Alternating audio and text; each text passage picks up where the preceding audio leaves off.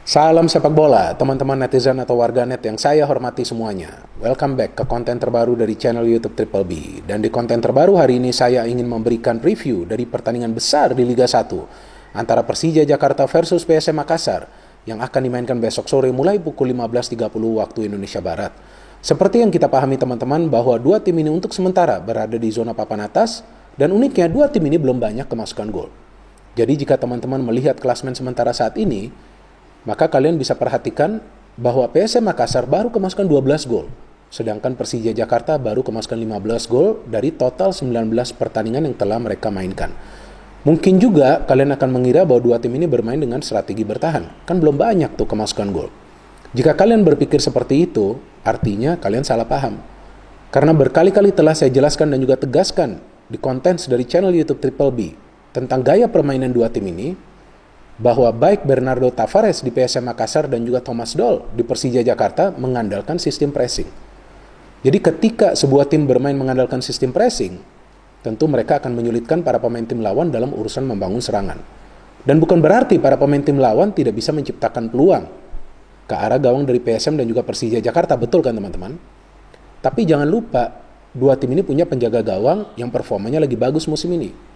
Di PSM Makassar ada Reza Arya, penjaga gawang muda. Kalau nggak salah baru berusia 22 tahun. Tapi lihatlah performanya. Dari 19 pertandingan, dia telah total mencatat 8 clean sheet. Sedangkan di Persija Jakarta ada penjaga gawang senior mereka, Andri Tani, yang dari 19 pertandingan telah mencatat 7 clean sheet. Dan juga Andri Tani adalah penjaga gawang yang paling banyak melakukan saves memasuki pekan ke-20. Lebih dari 50 kali penyelamatan.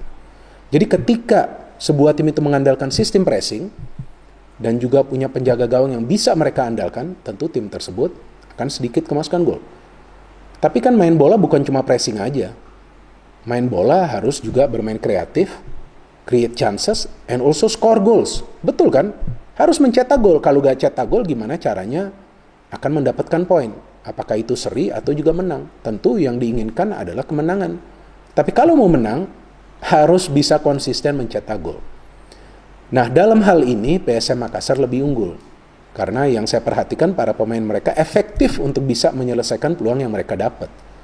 Beda dengan para pemain Persija Jakarta. Sebetulnya para pemain Persija Jakarta ini bisa create chances. Gak ada masalah dalam creating chances. They're very fast, cepat sekali transisi mereka. Tapi kalau jumlah peluang yang mereka dapat tidak bisa mereka konversikan, hanya akan menjadi bagian dari statistik. Jadi kita hanya bisa melihat statistiknya saja nih. Seperti di pertandingan sebelumnya, lawan Persisolo. Kalau nggak salah tuh, total percobaan Persija Jakarta tuh ada 16 kali ke arah gawang dari Persisolo. Peluang emasnya kalau nggak salah ya, dari catatan saya ini ya, ada 9. Tapi hasilnya apa? 0. Mereka nggak bisa mencetak gol. Sebaliknya Persisolo yang cuma punya 4 peluang emas, bisa mencetak 1 gol. Artinya apa? Persisolo bisa bertahan secara disiplin, efektif membangun serangan, dan juga bisa mengkonversikan peluang yang mereka dapat. Oke, mereka cuma mencetak 1 gol, tapi 1 gol itu sudah cukup untuk mendapatkan 3 poin. Bagaimana dengan PSM Makassar di pertandingan terakhir mereka?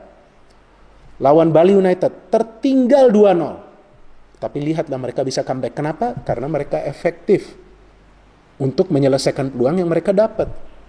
Padahal chances mereka gak banyak juga, big chances ya. Peluang emas tuh gak banyak di babak kedua, kan sayang siaran.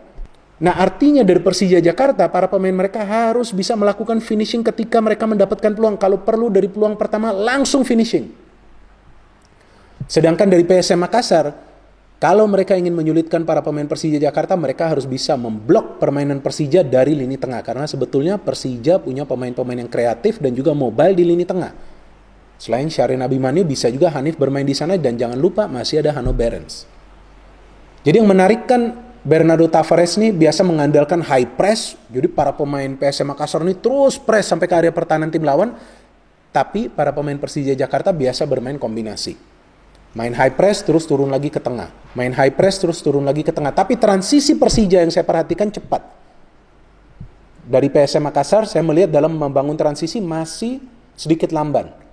Walaupun recovery mereka lebih cepat ketika mereka menyelesaikan sebuah proses serangan. Jadi memang dua tim ini gaya permainannya beda tipis. Dan juga sebetulnya bisa menghibur kita juga.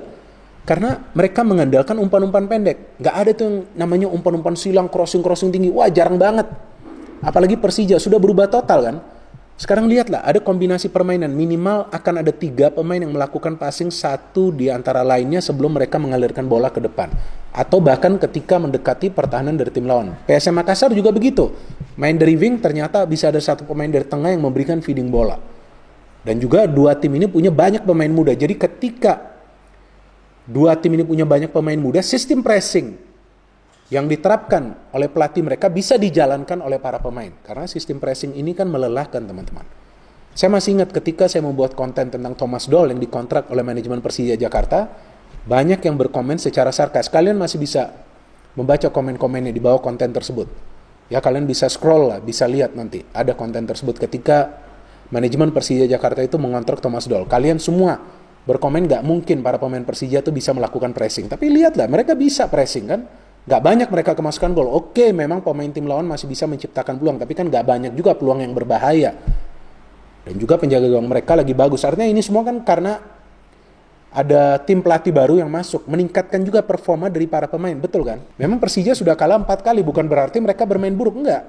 Jujur, saya gak pernah ngelihat Persija Jakarta itu bermain buruk. Ya, mungkin buruknya dari segi finishing, tapi secara tim enggak juga. Sedangkan dari PSM Makassar, saya melihat memang peran para pemain muda mereka ini cukup besar ya. Ada Ramadan Sananta, ada Ananda Rehan Alif, ada Yakob, ada Yance Sayuri, dan ada pemain-pemain lainnya juga di sana. Dan saya ngelihat energi mereka sih berlimpah di atas lapangan.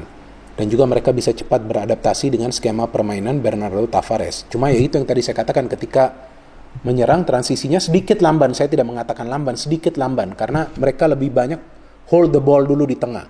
Ya itu juga agak salah sih. Karena sepertinya mereka ingin membangun serangan yang bisa mengandalkan passing-passing yang akurat. Maka itu kadang-kadang kita ngelihat ada pemain PSM Makassar yang hold the ball dulu, main possession dulu sedikit ya di tengah. Dan itu sebetulnya adalah bagian dari game plan Bernardo Tavares. Tapi kan Bernardo Tavares ini yang sebelumnya kita gak kenal, sekarang kita kenal.